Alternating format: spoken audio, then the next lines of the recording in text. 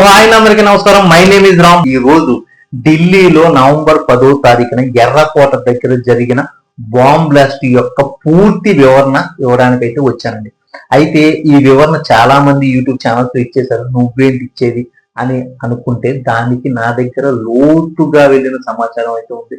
అది ఎక్కడ స్టార్ట్ అయింది, అలా ఎలా స్టార్ట్ అయింది, ఇప్పుడు మనకున్న మెయిన్ ప్రధాన అంశం ఏంటి, గవర్నమెంట్ ఎటువంటి నిర్ణయం తీసుకుంటే బాగుంటుంది అనే దాని మీద నా యొక్క వివరణ ఇవ్వడానికి అయితే వచ్చేసాను. ఇంకెందుకు ఆలోచన, వీడియోలోకి వెళ్ళిపోదామా. నవంబర్ 10వ తారీఖు 2020 నైట్ 6:50 ఒక 8:20 కార్లో మహమ్మద్ హుజూర్ వలి, అంటే ఉమర్ వలి అని కూడా అంటారు, ఇలాగా చాలా పేర్లు ఉన్నాయి. ఇతను ఢిల్లీలో ఎర్రకోట దగ్గర ఉన్న మెయిన్ గేట్ 1 దగ్గర బాంబ్ బ్లాస్ట్ అయితే చేశాడా, ఆటోమేటిక్ గా పేలిందా, యాక్సిడెంట్ లా అనే దాని మీద ఇంకా పూర్తిగా అయితే మనకు సమాచారం ఇంకా రాలేదు. కానీ అయితే ఎన్ఐఏ దీన్ని పూర్తిగా దర్యాప్తు చేస్తుంది. అసలు ఈ గొడవ ఎక్కడ స్టార్ట్ అయింది అంటే 8 నెలల క్రితం నుంచి దీని మీద వాళ్ళు ప్లాన్ చేసుకుంటున్నారని తెలిసింది. దీన్ని డిసెంబర్ 6వ తారీఖున ప్లాన్ చేసుకుంటున్నారంట. ఎందుకంటే డిసెంబర్ 6వ తారీఖునే 2000 సంవత్సరంలో కాశ్మీర్ లో జరిగిన ఒక అల్లర్లకి సాక్ష్యం డిసెంబర్ 6వ తారీఖు. దానికోసం వేసి యావత్ ఇండియాలో వీళ్ళు బాంబ్ బ్లాస్ట్లకి అయితే ప్లాన్ చేసుకున్నారు. అందులో జైషే మహమ్మద్ అనే ఉగ్రవాద సంస్థ అయితే పాలు పంచుకుంది. ఆ సంస్థే ఇప్పుడు వీళ్ళందరినీ తయారు చేస్తుంది. తయారు చేయడానికి వాళ్ళు వాడే ఆయుధం ఏంటంటే ఇస్లాం మతం, హిప్నాటిజం అనే పాయింట్ నోట్ చేసుకోండి. ఈ హిప్నాటిజం వల్ల ఇదంతా జరుగుతుంది. ఓకే, అసలు ఈ జైషే మహమ్మద్ అంటే ఏంటి అనేది దాని మీద మీకు చాలా మందికి తెలియకపోవచ్చు. ఈ జైషే మహమ్మద్ ఏమో 2000 సంవత్సరంలో పుట్టుండొచ్చు. అయితే ఈ ఇస్లాం మతాన్ని అడ్డు పెట్టుకుని నడుపుతున్న ఈ ఉగ్రవాద సంస్థలు 1920లోంచి పుట్టాయండి.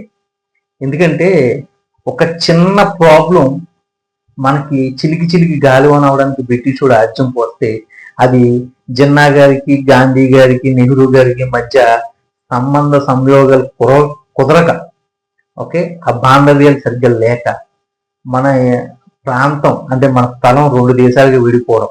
ఆ 2 దేశాలుగా విడిపోతున్నప్పుడు నెహ్రూ గారు తీసుకున్న ఒక చిన్న నిర్ణయం తప్పై ఉండొచ్చు, ఒప్పై ఉండొచ్చు.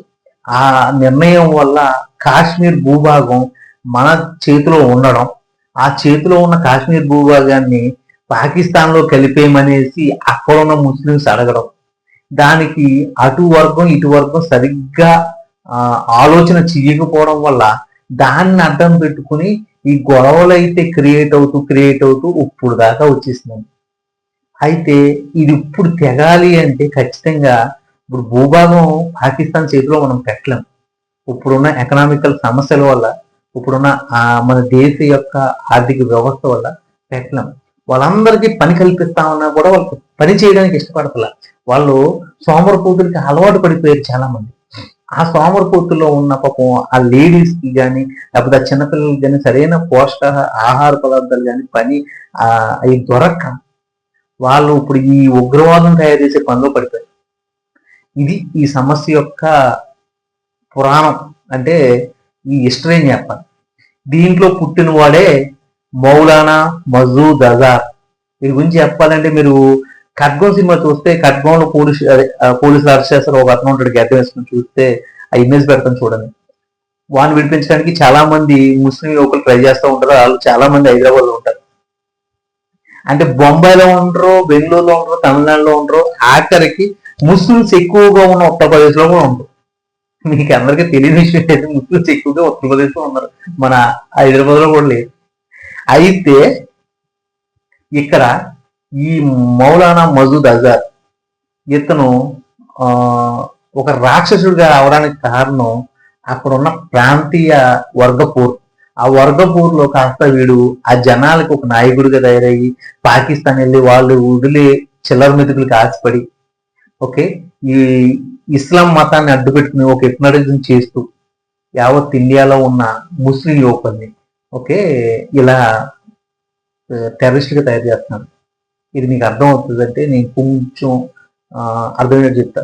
ఇప్పుడు మన దాంట్లో ఏదైనా ఒక సినిమా హీరో చిన్న స్థాయి నుంచి పెద్ద స్థాయికి వెళ్ళాడు అనుకోండి, ఓకే, వాడు మంచి పొజిషన్ ఉన్నాడు అనుకోండి, లేకపోతే ఒక రాజకీయ నాయకుడు మంచి పొజిషన్ ఉన్నాడు అనుకోండి, చాలా మంది లేబర్ యువకులు ఏం చేస్తారంటే, లేబర్ అని ఎందుకు చదవబడుతున్నారంటే వాళ్ళకి ఆలోచనలు ఉంటాయి. వాడు ఎప్పుడైతే ఆలోచన రీతి పరిణమించి ముందుకు వెళ్తాడో వాడు లేబర్ కాదు, వాడు ఆ స్థాయిలో కూర్చుని వాడు ఆలోచన రీతి మారుతుంది. ఈ లేబర్ యువకులు ఏం చేస్తారంటే నా హీరోలా మా క్యాస్ట్ అని ఇలా చొక్కాలు దింపుకుంటూ ఉంటారు. ఓకే, ఆ చొక్కాలు చింపుకుంటూ వాళ్ళు కొట్టుకు చచ్చిపోతూ ఉంటారు. చాలా మంది మీకు న్యూస్ లో కూడా కనిపిస్తుంటారు. కానీ హీరోలు మాత్రం వాళ్ళందరూ కూడా సమన్వయం పాటిస్తూ వాళ్ళు మాత్రం మంచి సరదాగా ఉంటారు, వాళ్ళిద్దరు కలిసి ఉంటారు. కానీ వీళ్ళు మాత్రం వాళ్ళ గురించి చొక్కాలు చింపుకుని వాళ్ళ గురించి సినిమా టికెట్లకి నాశనం అయిపోయి ఎలాగైతే అవుతారో, ఇలాగే ఇప్పుడున్న ఈ టెర్రరిజంలో ఉన్న యువకులందరూ కూడా ఓకే ఇస్లాం మతం యొక్క ఆలోచన రీతిని అర్థం చేసుకోక ఈ ఉగ్రవాద సంస్థలు ఏవైతే క్రియేట్ చేస్తున్నాయో దానికి హిప్నటిజం అయిపోయి ఇదిగో ఇలా ఉగ్రవాదులుగా మారి మన దేశానికి ముప్పు తీసుకొస్తున్నాం. ఈ ఉగ్రవాదం మన దేశంలోనే ఉంది అంటే చాలా దేశాల్లో ఉంది, కానీ ఈ టైప్ ఆఫ్ ఉగ్రవాదం అంటే ఏంటంటే ఇస్లాం మతాన్ని వాడుకునే ఉగ్రవాదం పాకిస్తాన్ నుంచి ఇండియా వరకే ఉంది. ఈ మాట ఎందుకంటున్నానంటే మీకు తెలుసో లేదో ముస్లిమ్స్ ఒక ఇండియా మొత్తం ప్రపంచంలో క్రిస్టియన్స్ తర్వాత ఎక్కువగా ఉన్న ముస్లిమ్స్. ఈ ముస్లిమ్స్ ఉన్న దేశాలని మీకు తెలుసు. ఒక సౌదీ అరేబియా, ఖత్తర్ కానీ, ఒక దుబాయ్ కానీ ఇలా తీసుకుంటూ పోతే చాలా ఉన్నాయి. ఇరాన్ అందులో ఒక ఇజ్రాయెల్ తీసుకుంటే గాజాను యుద్ధం చేస్తుంది. అదేంటంటే ఈ గుడి మాది, ఈ గుడి మాదంటే మాదని యుద్ధం చేసుకుంటాం. అంతే తప్ప ఇస్లాం మతం మాదని చెప్పి వాళ్ళిద్దరూ కలిసి పక్క దేశం మీదకి యుద్ధం చేస్తారు. అలాగే ఏ దేశమైనా చూడండి, ఆ దేశంలో మా మతం విలువలు బాగుంటాయి అనేసి అదే ముస్లిం మతాన్ని ఏదైతే ఈ మహమ్మద్ ప్రవక్త రాసిన ఆ ఖురాన్ బుక్ లో ఉన్న దాన్ని వాళ్ళు ప్రేమిస్తూ వాళ్ళు అక్కడ ఈ క్యాష్ ఫీలింగ్ గొడవలు ఉంటాయి. అంటే సున్నీలకి తాలిబాన్లకి పడదు, లేకపోతే సియాలకి సుత్తులకి పడదు, టర్కీలకి గిట్లకి పడదు, అలా ఆ టైప్ ఆఫ్ ఉంటుంది తప్ప వాళ్ళు వేరే దేశం మీదకి వెళ్ళి క్రిస్టియన్స్ మీదకి వెళ్ళి, లేకపోతే బౌద్ధిస్ట్ మీదకి వెళ్ళి, లేకపోతే చైనా మీదకి వెళ్ళి వాళ్ళకి యుద్ధం చేయట్లేదు కూడా.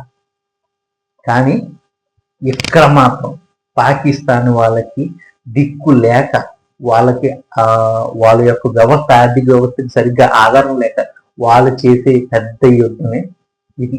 దానికి అర్థం పెట్టుకుని ఇస్లాం మతం ఇక్కడున్న చాలా మంది ముస్లిమ్స్, ఇండియాలో ఉన్న చాలా మంది ముస్లిమ్స్ కి వాళ్ళు ఇచ్చేది ఏంటంటే మీకు ఇస్లాం నుంచి దేవుని ఇస్తున్నాం. ఇస్లాం నుంచి దేవుని ఇస్తున్నావు కదా నువ్వు, ఏ పాకిస్తాన్, ఏ జైసీ మహమ్మద్, ఈ టెర్రరిస్ట్ కి ఒక్కసారైనా మక్కా తీసుకెళ్లి చూపించేంత పొజిషన్ ఉందా మీకు? ఇక్కడ ఉన్న ముస్లిమ్స్ ని నువ్వు ఎలాగైతే ఉగ్రవాదులుగా మారుస్తున్నావో వాళ్ళ ఎవ్వరికైనా సరే పక్కా తీసుకెళ్లి వాళ్ళకి దర్శనం చేస్తున్నావా? దేవుడు అక్కడే కదా పడుకున్నాడు, ఆ తర్వాత కదా నువ్వు స్వర్గాన్ని పంపించేది. దేవుడు ఫిజికల్ గా చూపించి ఆ తర్వాత నువ్వు స్వర్గాన్ని పంపించవచ్చు కదా. ఇలా చేస్తాడేసి ఉగ్రవాదుల్లో ఉన్న ముస్లిమ్స్ ఎవరైనా అడుగుతున్నారా? ఇప్పుడు నేను ఒక మహమ్మద్ ప్రవక్త ఎవరో ఒక ఆయన ఉంటారు, యూట్యూబ్ ఛానల్ నడుపుతారు, ఆయన ఒక వీడియో చూశారు. ఆ వీడియోలో ఆయన ఏం మాట్లాడుతున్నారంటే ముస్లిమ్స్ అందరూ టెర్రరిస్టులు కాదు, టెర్రరిస్ట్ అయిన వాళ్ళందరూ ముస్లిమ్సే అని ఒక నానుడు ఉంది. ఆ నానుడిని చెరపడానికి మాకు ఆస్కారం లేకుండా ఇప్పుడు ఎప్పటికప్పుడు ఈ ఉగ్రవాద చర్యలో మా ముస్లిమ్సే దొరుకుతున్నారు. అంటే ఏంటంటే మీరు హిప్నాటిజం అవుతున్నారు బాస్. హిప్నాటిజం అవ్వడం వల్ల ఇది జరుగుతుంది. మాలోనే హిప్నాటిజం ఉంది హిందూ మతంలో. అది దేవుడికి ఐక్యం అవ్వాలని ఉంది, కానీ దేవుడి పేరు చెప్పి వాళ్ళని చంపాలని లేదు. అసలు మీ ఖురాన్లో కూడా అది లేదు. కానీ ఏంటంటే మీరు క్రియేట్ చేస్తున్నారు, అంటే బుక్ మీరు మార్చి రాసేసుకున్నారు. ఇప్పుడున్న ఈ ఉగ్రవాద సంస్థలన్నీ ఏం చేసినాయి అంటే ఖురాన్ మార్చి రాసేసుకున్నాం. అసలు ఒరిజినల్ ఖురాన్ లో ఇదంతా లేదు, ఇప్పుడు మార్చి రాసేసుకున్నాయి. మేము హిందువులు అయి ఉండి నా పడకలారా అని అనకుండా ఇప్పటికీ మేము సానుకూలంగా మీకు చెప్తుంటే అర్థం చేసుకోలేని ఆలోచన రీతి లేబర్ వ్యవస్థలో ఈ ఉగ్రవాదానికి లోబడి ఈ కుర్రలు ఎవరైతే ఉన్నారో ముస్లిం యువకులు, వాళ్ళకి ఇప్పటికైనా ఆ కళ్ళు తెరిచి ఆలోచించాలని కోరుకుంటున్నాను. ఇప్పుడు దొరికి 8 మంది డాక్టర్స్ ఏదైతే ఉన్నారో 32 కార్లు ఏదో ఒక పెద్ద సబ్జెక్ట్ అయితే నడుస్తుంది. ఈ 8 మంది డాక్టర్స్ నేను ఒక క్వశ్చన్ వేస్తున్నా. ఆ క్వశ్చన్ ఏంటంటే మీరు ఈ దేశాన్ని నాశనం చేయాలనుకున్నప్పుడు మీ ఫ్యామిలీస్ తీసుకెళ్ళి పాకిస్తాన్లో ఎందుకు పెట్టాల? వాళ్ళు అది ఆ సంస్థ తీసుకెళ్లి పెట్టుకోవడానికి ఎందుకు ఒప్పుకోలే? మీరు ఈ రోజు దొరికారు, మీ ఫ్యామిలీస్ ఇంట్లో ఎంత ఇబ్బంది పడుతున్నాయి చుట్టుపక్కల. ఓకే, ఈ దేశం నుంచి ఎన్ని ఆర్థిక ఇబ్బందులు ఎదుర్కోవాల్సి వస్తుంది తర్వాత, అదేమి మీరు ఆలోచించట్లా. మీరు కాన్స్టిట్యూన్సీ గానే ఉన్నారు కదా. ఎప్పుడు అయినా సరే బాంబు ఎలా తయారు చేయాలో తెలుసు, అమ్మోనియా నుంచి విషం ఎలా తయారు చేయాలో తెలుసు. ఇన్ని తెలిసిన వ్యక్తులు మీరు ఈ ఆలోచన ఎందుకు తీసుకోలేదండి? ఓకే, మీ ఫ్యామిలీస్ ఇక్కడ నలిగి నలిగి తెచ్చుకోవాలా? మీరు మాత్రం ఉగ్రవాద చర్యలో కూరుకుని అదేదో ఒక గొప్ప మత భక్తి అని చూపించుకోవాలా? ఇది మీ యొక్క పోలీష్ లేబర్ ఆలోచన. ఆ లేబర్ ఆలోచనలోనే ఇప్పటికీ మీరు ఎలాగే ఉండిపోయారు, ఇంకెలాగే ఉండిపోతారు. ఇక ఆ కాశ్మీర్ యువకులు ఎవరైతే ఉన్నారో వాళ్ళు చాలా మంది మారిపోతున్నారు, కానీ ఇంకా వాళ్ళని బలవంతం చేసి ఇదిగో ఇలాగ పంపిస్తున్నారు. నాకు తెలిసి ఇప్పుడు వరకు కాశ్మీర్ యువకుల్లో ఒక 10% మాత్రమే ఉగ్రవాదులుగా మారుతున్నారు. వాళ్ళు కాశ్మీర్ లోనే చేస్తున్నారు, కానీ ఇండియాకి వచ్చి చేయట్లా.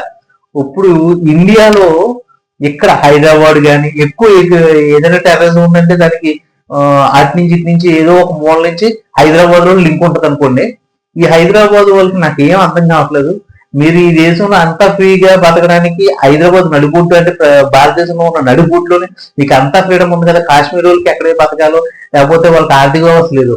మీకు ఇక్కడ ఆర్థిక వ్యవస్థ ఉంది, మీరు చదువుకోవడానికి అన్ని సంక్షేమ పథకాలు అందుతున్నాయి.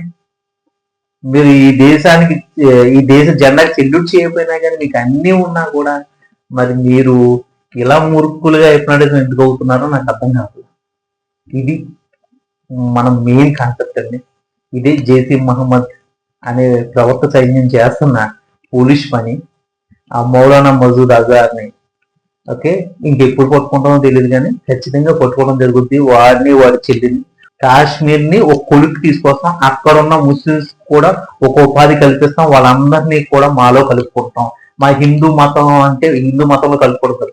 మా హిందువులతో సమానం, ఓకే, మా క్రిస్టియన్స్ తో సమానం, మా జాతితో సమానం, మా జెండాలో ఉన్న 3 రంగులకి అందరం కలిసే ఉంటామని చూపిస్తాం.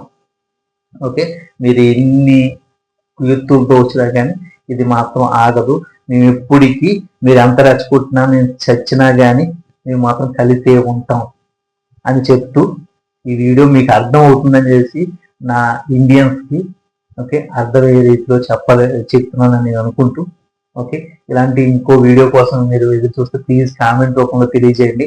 అలాగే నా వీడియోని లైక్ చేయండి, షేర్ చేయండి, ఓకే సబ్స్క్రైబ్ చేసుకోవడం మాత్రం మర్చిపోవద్దు. చేయండి.